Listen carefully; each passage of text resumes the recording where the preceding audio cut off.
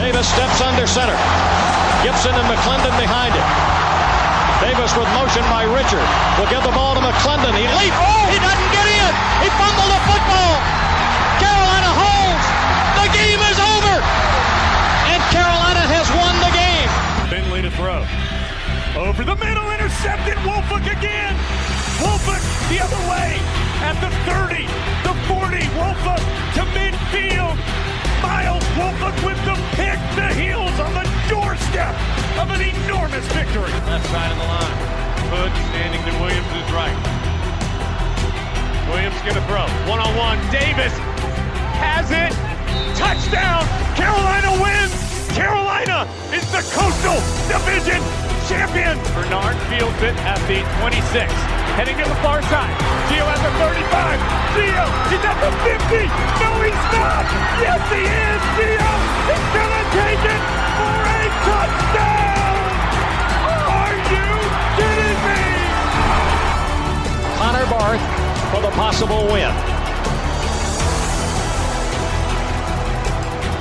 Snap, spot, kick away, high enough, long enough. It's good! It's good! Carolina has won the game on a 42-yard field goal by freshman Connor Barth. Good gosh, dirty. This is the Heel Tough Blog Podcast.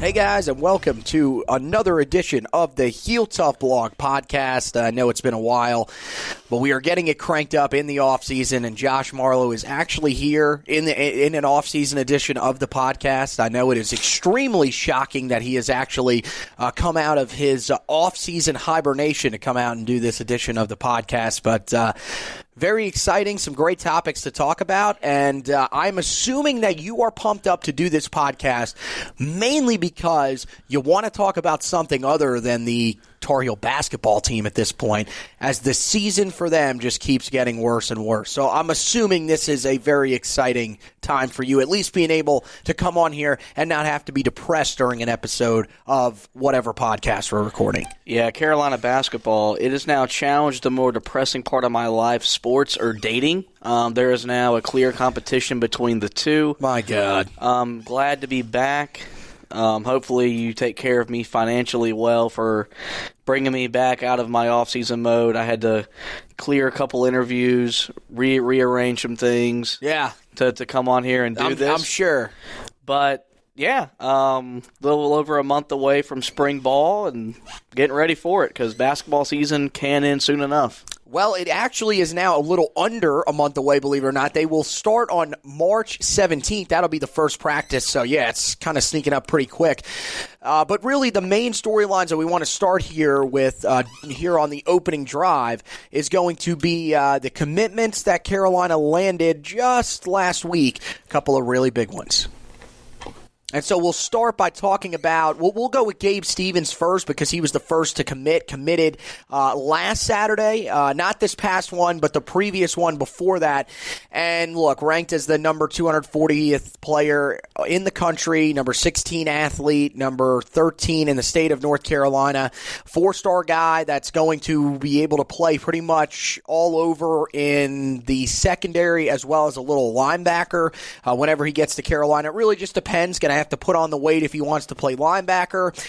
Going to have to probably stay at his same size and develop a little bit more in terms of coverage ability if he wants to stay or if he wants to go to safety. And then cornerback was where he played his first year at the high school level. Seems unlikely that he'll play that when he gets to Carolina, considering he hasn't played that since his freshman year of high school. But overall, just a really solid player. One of those guys that kind of fits what Jay Bateman wants in the rover type player that we've talked about, which is the hybrid linebacker / safety that he really has employed in his defense anywhere else. Didn't really use it a whole lot last year, really due to a combination of things. The fact that there were just guys on the team that really didn't fit that role. And the other part of it was the team was just so banged up for most of the season in the secondary, he didn't have enough guys to really run it. So Gabe Stevens fits that mold. And again, another guy that in the state of North Carolina is inside the top 15 and, really helps not only when it comes to his commitment, but is a guy that has really good connections with a lot of guys around the state and can help with other commitments. And that's kind of the same way that you feel about Gavin Blackwell, the number 91 overall player in the 2021 class, number 16 wide receiver in the class, which I thought is just ridiculous. 91 guys that are ranked, or 90 guys actually that are ranked ahead of him. 15 of them are wide receivers. So wide receiver looked at as a very strong group in the 2021 class. And then he is the number 5 player in the state of North Carolina. Really good all-around player, a guy that is about as polished of a route runner as you're going to see coming out of high school. Still got a year to go. Guy that catches just about everything. There were a couple of highlights that really stuck out to me. Of course, the highlight from last year from him for me was in that first game of the year at Matthews Sportsplex playing against Charlotte Christian, made an unbelievable catch on a throw that was a little bit underthrown by a freshman quarterback, Carson Black, who's a name you'll have to keep an eye on here in future years. But Gavin Blackwell, just an all-around really strong wide receiver for the Tar Heels, and it really helps them at a position of need. And Mack Brown's staff continuing to do a phenomenal job here in the 2021 class, carrying over from what was a great 2020 class. And so we'll move on to the main topic right there. Just wanted to give you a little bit of an intro into those two guys. Of course, you can head over to the website right now and check out the more in-depth commitment articles on those guys where we dive into them a little bit deeper, look at their statistics, as well as look at their tape and break down their play for you. So go back and check those out on the website. But we'll go to the main topic, which still has to do a little bit with recruiting, and that starts with Tim Brewster departing from Carolina. Now it's been a little over 2 weeks, but I think this was one that kind of caught us all a little bit off guard. Maybe it shouldn't have, but when you saw the news initially break, what was your thinking? Because I think it's interesting considering that I'm really more the guy that follows the recruiting here. You're the guy that really kind of focuses on the in-game stuff and everything during the season. So how do you think that Tim Brewster leaving affects this Tar Heel team, especially on the field? Yeah, it was surprising, but then you find out why he left, and it wasn't very surprising. I think we knew when he came to join Mack Brown's staff, he probably wasn't going to be here for the long haul. This is now his 4th job in 4 years. It came down to he couldn't say no to the money. He can make it about, you got a better chance to win a national title at Florida, or recruiting's better in Florida, whatever. He left because of money. And the thing that stung the most was that, literally the day before he left, he's on there tweeting about, recruiting in the state, getting all the best players to come play for Carolina, come play for Mack Brown. Next day he leaves. So, we appreciate the time we had him for, because he really helped fix the recruiting in the state of North Carolina. But it's just who he is. Scumbag's probably too harsh of a word to call him, but 4 jobs in 4 years, and every time it's because he's left for probably a better gig, better money. There's no loyalty here. He's the embodiment of a coach that complains about transfers but changes jobs every year. And that's really a big topic we have in college football or college athletics today. And wish him the best of luck at Florida. But I don't know. Mack Brown probably caught Mack Brown off guard, because this is a guy that was here for the major rebuild when they were here the first time. You're very close to being a contender, not just in the ACC but nationally. Didn't think he'd probably lose them as quickly as he did. So what is your opinion on those guys that are moving on around the country? Mel Tucker's probably the biggest example that everybody's kind of going off of. I don't know. I haven't seen Brewster's salary at Florida. I'm with you. I'm thinking that there definitely is more a decent amount more money there. I don't know if it's quite Mel Tucker style where they doubled it, but are you one of those guys that thinks that if a coach makes a move like that, then kids should be able to make a move like that? Where do you stand on that? The ACC did have some actual news on that yesterday, supporting the one-time transfer without penalty rule yesterday afternoon, actually. Yeah, no, that's common sense. I think in the 60s and 70s, when kids they committed to an institution to get an education on top of playing football. or whatever sport they're in now, they're not committing to a school. They're committing to a coach they have a relationship with. Mm-hmm. When that guy leaves for a better gig, that kid should be able to go find a better option that best fits him to play football at a high level and still get an education to set him up for life post-football. The fact that people don't think that, you're idiots. Because you would do the exact same thing. Same thing with these coaches. And look, I bashed Mel Tucker. How are you going to leave at 1 a.m. in the morning for a better job? But if someone offered me double my salary, it's hard to say no. And a better chance to be at the top of my field, then you're damn right I'm going to pack up and leave in the middle of the night. But so should these kids. Yeah, they should be allowed to go, and they shouldn't be penalized. They shouldn't have to sit out a year because they want to transfer because their coach left them or quit on them, whatever you want to say it is, for a different opportunity. And the ACC, I think that's a good rule. I think that should be adopted across the Division I, no matter the sport. I don't care if it's field hockey. Let them transfer. I mean, yeah. Why should you have to sit out it's a year? Their career. It's their career, not the coach's career. And especially since we're not getting paid to do any of this. Yeah. I mean, then there should be no repercussion. That's part of it. There's really not a contract. I guess your scholarship is basically a contract, but you don't sign. I mean, well, you sign a letter of intent. But I'm assuming on there that, I mean, look, at this point, you're going to have to adjust it because this is just the way things are. And I know people will say, oh, well, this will encourage many more transfers. I don't really think it will. There are a lot of guys right now that we've seen with the transfer portal in place.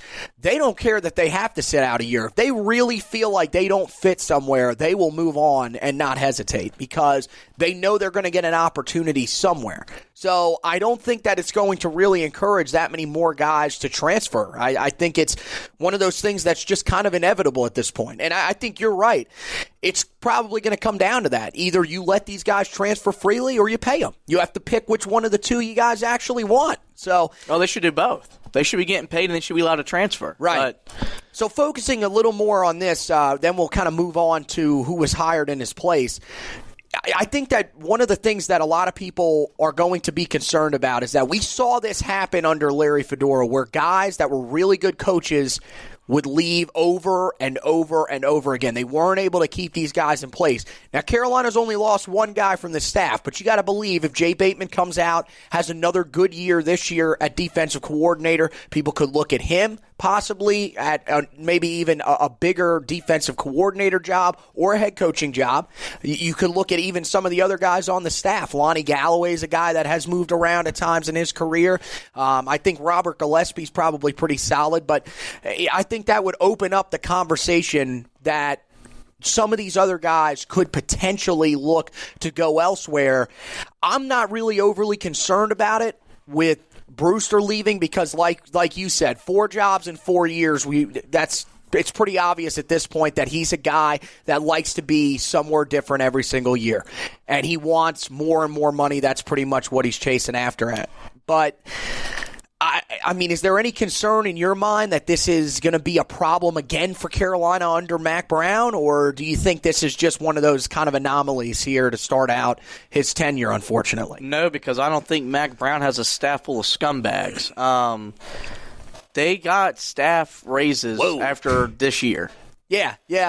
Significant staff raises and you as well. see many fans that you follow on Tar Heel Twitter that took publicly to Tim Brewster and said, I approved a raise for you, and you still left for more money.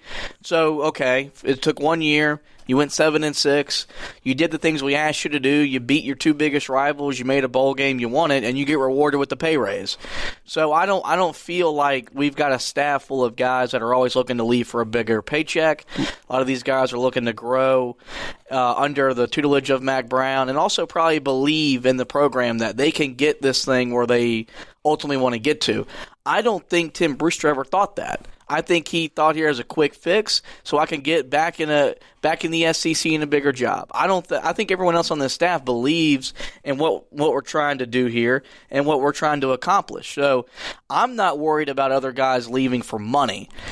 you're worried about guys leaving because in bigger head coach, jobs. Yeah. And if they leave for that, I'm not going to come in here and complain about them because that's career advancement. Well, I think the only one that you got to be really concerned about at this point is Bateman. I don't think look, we talked about how Longo's offense started looking the part late in the year, but again, the conversation is when is he going to be able to do it inside the 20s, or is it just going to continue to be in between the 20s where he's going to have all that success? So I think Bateman's probably your biggest threat, but I'm with you. If he gets a head coaching job offer, how are you going to complain about that? But I think the rest of the guys on this staff are really solid and are really kind of sold on Mack Brown's message. That's the thing. People have to realize Mack Brown's a little bit different. Larry Fedora would hire guys and pretty much just say, okay, we're here. We think we can win, but we're not really 100% sure. Whereas with Mack Brown, it seems like Mack Brown is pretty much spreading the message that Carolina is going to win. You're either going to be here or you're not. And I think that's why a lot of these guys will stay around. So Carolina goes out. They hire John Lilly, who is extremely decorated, had long-time stints at Florida State from 1998 to 2007, then at Georgia from 2008 until 2015. Bounced back and forth here recently, was going up to the NFL level with the Los Angeles Rams at one time, then went back down into the college level, coached at Tennessee, and then eventually was the coach of the Cleveland Browns here this past year. But he's got a proven track record. And the other thing, I think Tim Brewster's a loss on the recruiting trail. I don't think Tim Brewster's a huge loss as a tight ends coach because, let's be honest, the tight ends this past year did not have a good year. The Tar Heels did not have a single guy with more than 9 catches and did not have a single one of their tight ends reach the 100-yard receiving mark. So, you can measure them as well in run blocking, where I thought they were relatively successful. I think Jake Vargas was probably your most successful guy. He's moved on now. They got a lot of changes there. I wonder about the mindset of some of these guys that are on the roster, John Copenhaver, Kendall Carr, who committed to Tim Brewster and thought they were going to be able to play under Tim Brewster. But I still feel like you hired a guy that's an extremely experienced veteran. You hired a guy that can help you in recruiting and has been the director of recruiting at 2 different schools. And it looks like he fits the part and should be someone that people should definitely be excited about. Yeah, no. You're getting an upgrade with your on-field production from your tight ends in terms of how they'll be coached, prepared for game week. And he may not be the current recruiter that Tim Brewster is, but he recruited for Florida State and for Georgia. Okay, sign me up because under those 2 stops, he brought in boatloads of talent on teams that were national title contenders year in, year out.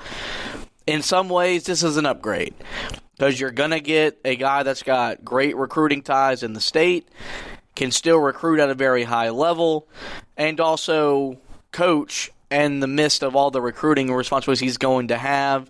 So the tight end production should take an uptick next year. Just shows you that Mack Brown just knows what he's doing. And at the time that Tim Brewster left, it hurt. But he just moved on and upgraded that position on the staff. So excited about the hire, excited to see what he can do as a recruiter and on the field as a coach. Well, he's got the proven track record like you talked about on the recruiting trail. Helped recruit guys like Preston Parker, who played at Florida State, eventually went on to the NFL, played with the New York Giants. Jacob Park, who was at the time a huge quarterback commit. Remember, he went on, eventually went to Iowa State, had the luscious locks, got benched. His career never really panned out. But at the time, he came in as a 5-star guy. I think at one point, he may have even been rated as the top quarterback in that class. Lamont Gilliard, who was a really good offensive lineman a couple years ago for Georgia. Terry Godwin, the wide receiver that just left a few years ago. Really strong player that came in, highly rated prospect. And then the one that I think should stick the most with people, Roquan Smith, who of course went extremely high in the NFL draft to the Chicago Bears. Really good overall player, currently at the NFL level as well after a decorated career at Georgia. So He's got the track record, and you would think that there will be some improvement from the tight ends this year. Garrett Walston looks like a guy that kind of fits the mold of the type of tight end that you would want in a Phil Longo offense. Athletic, good route runner, good hands, just hasn't really gotten the ball a whole lot. And then there's a couple other guys like Kamari Morales who could have a chance to play. And then, of course, the freshman that will come in, John Copenhaver, I know, is enrolling early, as well as Kendall Carr. So both of those guys will have an opportunity to come in and be coached by a guy that is seen as one of the better tight end options that you could have had out there, maybe even the best. So Carolina able to lock that one up. You said a little while ago that one of the reasons that Tim Brewster might try to spin it, that he goes on to Florida, is that he has a better chance to win a national championship. Well, this was something that was tweeted out by, I believe it was Mike Farrell from Rivals. And he tweeted out something about one of the recruits or someone saying that, Carolina, has the national championship pedigree. They could get a national championship. Well, one guy replies and says that that it's not possible to win a national championship at North Carolina in football. I thought this would be an interesting conversation to wrap up this main portion of the podcast. Is this guy actually right? Like, do you really believe that there is a chance that Carolina can win a national championship? Because this is something that the Cover 2 podcast always uses, and I always like the phrasing. Does Carolina have the championship pedigree? There's a lot of different stuff that goes into it, which is recruiting area, which is huge. Carolina, you see they're having success. 19th rated class this past year. Now the 10th rated class. Of course, we don't know if that'll stay up that high. We would think it's probably going to be pretty good again this year, especially if they recruit the state of North Carolina the way they have early. But I think, that's a really big thing. You got to have, of course, be in a power conference. It feels like that's pretty much going to be a requirement now. We don't think we'll ever see a group of 5 team in the playoff, let alone win the playoff. And Carolina's there. And you got to have that coaching on your staff. It seems like all that stuff could be there for Carolina, and it might be there at the moment, especially with Mack Brown in place. What do you think? Do you think they have a chance? Is this a university that could win a national championship? It's possible because they've been in contention before. The most important thing it takes isn't the recruiting. You got to have the right guy. With Mack Brown, Carolina's got a chance to be a legitimate national title contender. With Butch Davis, the year before all hell broke loose, was a legitimate threat to win the national championship. That was the kind of guy that when we made that hire, that was the thinking. You were trying to make football more of a priority. We understand that it'll never be the number one sport at Carolina for obvious reasons. Women's soccer. But, yeah, because women's soccer and Nancy Dorrance is fantastic. But also just understanding that the fact it's still possible, they fit the rare mold of a school that can be great in both. Ohio State, Michigan State have been both at times. Most recently, Michigan. A lot of Big Ten schools are kind of. Oklahoma's had some success. Oklahoma's here done it. Texas, Auburn, made the Final Four last year. Yep. But you got to have the right coach leading the program. So that's why with Mack Brown, you got a shot. Mm-hmm. It'll be interesting to see what Carolina does post Mack Brown. They brought Mack Brown back in to save the program because they lost a big majority in the fan base because we weren't winning. Mm-hmm. And so you bring that hire in. He brings in all the expectations. He does everything right in the off season. He goes out and wins your football game. So now we're believing again. But what does Carolina do post Mack Brown? Do you go hire a Larry Fedora type of guy?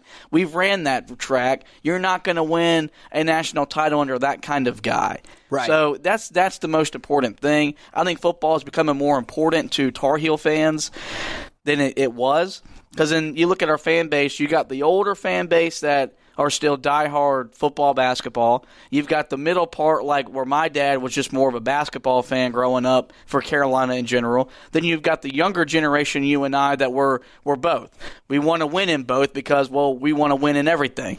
So that's the thing is you have this medium of fan bases where it's different. And You've got to find a way to be good in both. Carolina's there right now. You've got a team that's going to be a top 20 team next year in the preseason. Mm-hmm. They win their first 2 games, legitimate threat to make the college football playoff. They're there already in the second year under Mack Brown. I would agree with that. Yep. It's possible. Will it happen? Most likely not. And not because of Carolina. Not many teams are beating Clemson. Right. And the teams that are beating Clemson, look at the teams that are beating them. Carolina ain't ready to compete with LSU, Ohio State, Alabama. It is possible, probably in an expanded playoff field, not in a 14 playoff field. Yeah, I think you're right. On point. I think you're on point. No, I'm right. I think they could make the 14 playoff because they're in the ACC. They have to be undefeated. They would have to beat Clemson for sure. They'd have to be undefeated. Doubt. I think they could make it if not this year. This year you lose to Auburn, beat Clemson, run the table the rest of the way, you probably still don't get in, honestly. But in future years, if you keep building something up, because everybody wants to compare, well, look at what Clemson was before they became what they are now. That's fair, but they did have a national championship. There was a time where Clemson was really, really good, where they were maybe not as dominant as they are now, but they were still the pinnacle of college football. Carolina's never really been there, but they've been close. And if you want to talk about, well, look at the track records for some of these others, because that's the argument that a lot of people will make from Clemson fans, Ohio State fans, stuff like that, is, well, Carolina's never really had a consistently good team. I mean, look at the success that they've had. They had success under Bill Dooley. They had success under Dick Crum. They had success under Mack Brown. They had success under Butch Davis. There are just about every decade, there is at least a period of success. And so it's there. There's a chance for you to be really, really good. You're in a conference that, while people say it's down right now, look, we know Florida State's eventually going to become Florida State again. They're going to be really good. They still recruit the state of Florida really well, which is huge. Miami, it doesn't matter. They always hype Miami up, so that's a team that if you play them earlier in the year, that could be a significant win for you on your resume. And then there are other historical teams in this conference. I mean, look at Pittsburgh. They've had some success from time to time. Never know when they could jump up there and once again kind of revitalize that success. But I think, you talk about the recruiting area. Carolina not only does it in the state of North Carolina, they've recruited pretty well in the state of Georgia, especially over the last few years. The Tidewater area has been one of those areas they've recruited very well, and if they keep Dre Bly in place, you would think that's going to keep up. And I think the other thing is do you have a fan base that can help you get to that point? I think that it was shown last year that with what Mack Brown can bring to the table in terms of energy and just life into the program, it's there. Their fan base is supportive enough to where people will want to come there and play for you. And that's huge because you got to be able to have a good home field environment. You've got to be able to welcome in these difficult opponents and find ways to win games against them. Now, the thing is, they're still a ways away from that. We're talking about a team that went 7-6 last year. We're not talking about a team that went 11-1 and got left out of the playoff. This is a team that still has a lot of steps to go, but I'm with you, and I think I might even be probably a little more positive than you. I think it definitely can happen. I everything think it can is happen. there. Oh, I know. I think that It's just not going to. You've got to have a lot go You're going to right. have to string together back-to-back great coaches. I think that Mack Brown will. The key is that you've got Mack Brown here late in his career, and so what I believe is going to happen is whenever Mack Brown eventually steps away, he will help you pick the next coach. He's going to be part of the athletic department. There's no helping. He should pick the mentor or the successor. I mean, that's pretty much what you would think at this point. And, of course, is Jay Bateman still on the staff? Is Will Healy still at Charlotte? Those are two names that have been floated around quite often. Who is any other big name kind of jumping out to you? Is there somebody that gets freed up from, one of the bigger jobs that you want to give an opportunity to, see if they can do something with it? If you're able to do that, I think at that point, that's where you're going to be able to build that type of stability that you're going to need if you're going to turn into what people would consider a national power. And I think Carolina's always been billed as that sleeping giant. I think if you're in that category, you have a chance. If you're not put in that category, then you don't have a chance to become one of those types of teams. I think that Carolina could be like, the comparison I would make, they could be like an Oregon, a team that could make the playoff, could even make a national championship. They've already done it, so yeah. In terms of being a staying power in college football to the point of where they're always going to be great, like Clemson, like Alabama right now. I don't know if that's kind of where I see Carolina, but I see them as a team that could make noise year in and year out, have a couple of those down years, but will always be one of those teams that people will look at if they can get the right hire after Mack Brown. And that's all we're asking for. Right. We don't demand excellence. We're not expecting ACC and national titles here. We're just asking to win at a consistent rate. You just want to, like we talked about when we talked about Mack Brown's hire, we want to be able to make the ACC championship game every 3 years. And maybe once or twice, find a way to pull an upset. Make an Orange Bowl. Maybe slip into the playoff if the schedule sets up that well for you. Because it's not like the talent's not there. You've always been able to recruit at Carolina. It's looked at as a good overall university to play for. College football and definitely college basketball-wise. So the reputation is there. And you can see that by the guys that they're hiring right now, this is a place that's looked at as a place you can win at. So if you get the right guy in place, I think Carolina's definitely got a shot. Oh, yeah, no, I definitely agree. The most important thing is how do they handle Mack Brown's retirement. Mm-hmm. That'll be the thing. They struggled with Carolina basketball post Dean Smith, post Dean Guthridge, or Bill Guthridge. How does Carolina handle post Mack Brown part 2?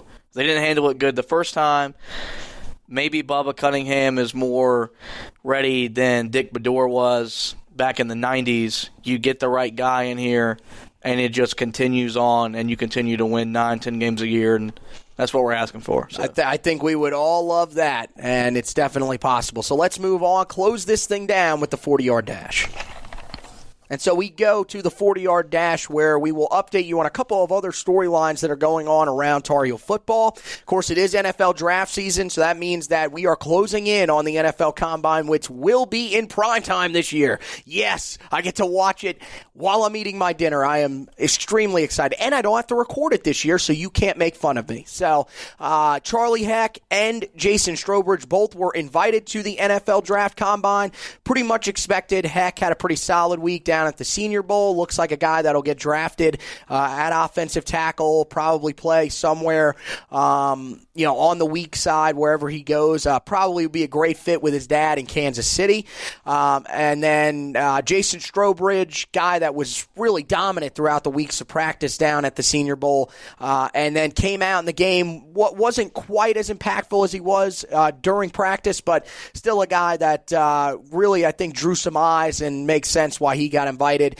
Miles Dorn and Aaron Crawford, two guys that I'm still shocked didn't go. I'm really shocked with Miles Dorn, being that he was at the East-West Shrine game, was said to have had a pretty good week, and is a guy that's seen as a draftable guy in terms of the safety position for most of the major draft analysts. Little shocked that he's not going. Aaron Crawford, look, he's nowhere on any of these draft boards. Still just blows my mind. Best interior defender from a year ago in terms of defensive linemen in run defense. Still isn't getting invites to any of this stuff. I expect him to tear up his pro day, and that will hopefully put him on some draft boards. But as of right now, only Charlie Heck and Jason Strobridge will be heading to Indianapolis. Meanwhile, the Tar Heels on the 2021 recruiting trail have made some top teams list. 2021 four-star running back Evan Pryor released his top 6 just a few days ago. North Carolina, Oklahoma, USC, Ohio State, Penn State, and Georgia are the final 6 for him. And Carolina is said to have had a little bit of a boost with the fact that Gavin Blackwell did commit. Really good relationship between Pryor and Blackwell, so keep an eye on that. We'll see how that affects his recruitment, but some really tough schools that Carolina is going to have to fight off in Ohio State and Penn State, who have the history at running back and should be able to keep themselves in the race pretty firmly. Then 2021 four-star wide receiver Jaden Thomas released his top 11. Carolina, Virginia Tech, Michigan, LSU, Tennessee, Arkansas, Alabama, Notre Dame, Florida, Georgia, and Ohio State are his top 11. Little bit of a surprise for the young man out of the state of Georgia that Carolina was there, but continues to show you just how good Carolina is recruiting, especially at the wide receiver position, and that is an area that they are going to have to hit hard in the 2021 class, with the fact that they will lose as many as 4 of their top guys from this past year. So sticking with the 2021 class, both 2021 3-star strong side defensive end Keyshawn Silver and 3-star outside linebacker Reneria Dilworth, they will both be heading to the Under Armour All-American game. They announced that they had their invitations just a couple of days ago, and they have committed to play in that game. So those are 2 guys that Carolina could very well end up with as we go throughout this 2021 cycle. And if they do, Carolina will just continue their success here over the last couple of years of having guys play in some of these big-time bowl games. And then finally, we wrap up. The XFL, of course, kicked off 2 weeks ago. Carolina's got a couple of guys that have been playing. Austin Proehl was the star in week 1. 10 targets, 5 receptions, 88 yards receiving, and 2 touchdowns. He did not quite have the same success for a Seattle Dragons team that struggled in week 2, but Carolina did see some success from running back Elijah Hood, who's had a good start to his career with the LA Wildcats, and then also saw Marquise Williams get into the game for the New York Guardians against the DC Defenders, who do start former North Carolina Tar Heel cornerback Des Lawrence. So that wraps it up for this edition of the Heel Tough Blog podcast. Of course, want you guys to head over to the website, HeelToughBlog.com. That's where you can check out all of the latest news that we have, not only on the football team, we got you covered there with all of the latest. Of course, you can go back, read the John Lilly hire article, get a little more information on him and what he'll bring to the table as the Tar Heels tight end and recruiting coordinator this next year, as well as read those commitment articles that I told you about earlier on Gabe Stevens and Gavin. Blackwell will be having a lot more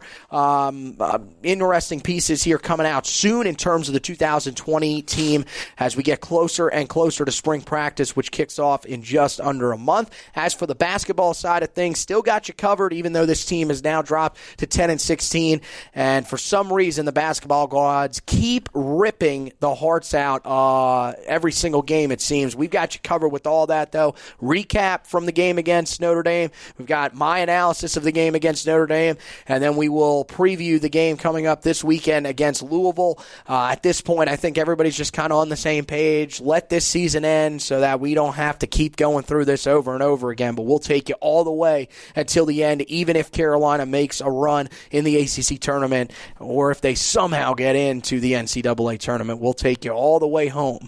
With that, also a little bit of light baseball coverage on there as well. You can go back, read the 3 storylines heading into the year, and then you can also go back, if you missed the first weekend of Carolina baseball, read our recaps that we have from the first weekend series against Middle Tennessee State. So you guys can go check all that out, HeelToughBlog.com. Of course, you can check the podcast out on there as well, or you can check it out on all of the major podcast sites. The major ones, of course, being iTunes, Google Podcast has it, as well as Spotify, iHeartRadio, TuneIn, all of those different ones, radio.com app. You can go on there. Make sure you like, rate, and subscribe the podcast so that you don't miss any episodes that we have, as we'll be bringing on some guests here as we get closer to spring practice, and we'll also be having them update us on everything that's going on in spring practice. So Tar Heel football is in the offseason right now, but guys, it won't be far along before we get back into hitting the thick of things. So make sure you guys are following along with us. Also can do that on the Facebook page, Heel Tough Blog on Facebook, or the Twitter page at Heel Tough Blog. So That does it for this edition of the Heel Tough Blog podcast. Want to thank Josh for coming on with me here in the offseason, taking some time to talk about the hiring of Coach John Lilly, the departure of Tim Brewster, and much more. Want to thank you guys for listening, and as always, go Tar Heels.